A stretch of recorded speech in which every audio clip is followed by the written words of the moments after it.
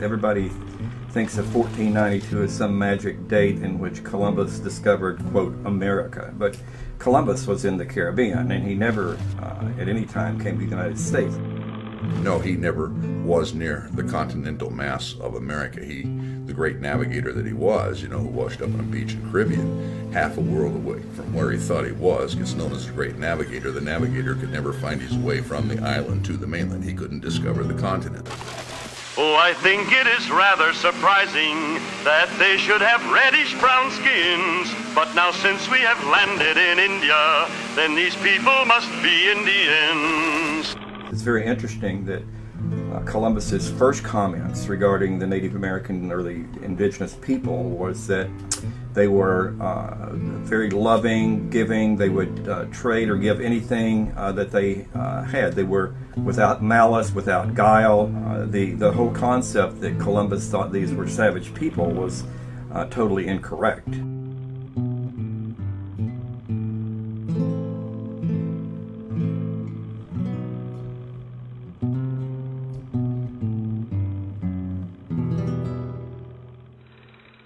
We'll call this part of India San Salvador, and I take possession of it in the name of the King and Queen of Spain.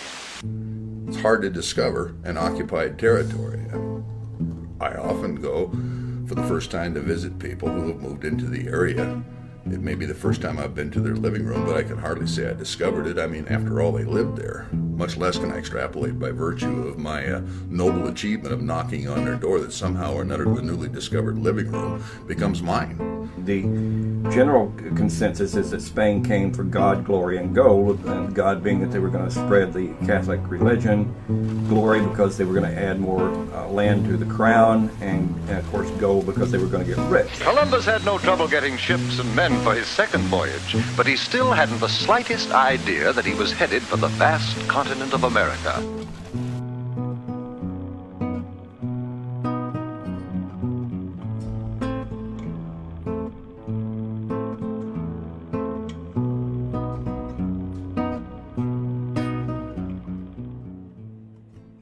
They issued documents to the native people to be read to the native people, saying if you don't convert to Catholicism and give us the gold, we will do all types of harm to you. We will kill your families. We will take your land. We will enslave you. And when native people didn't tell them where the gold was, or in many cases didn't know where the gold was, the Spanish simply tortured these people. They burned them at the stake alive. They had large hunting dogs that they fed the Indians to. It was death and destruction. Bartolome de las Casas, who was there during Columbus's tenure as governor of the island, placed the beginning population at about 3 million.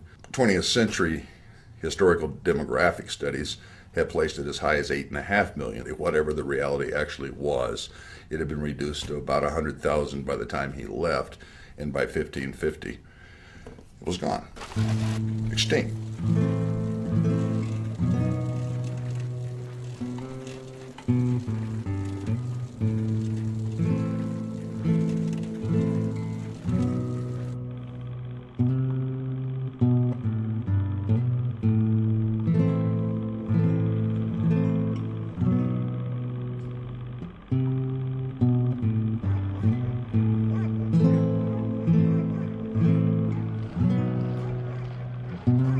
Columbus is symbolic, but what Columbus symbolizes is hideous.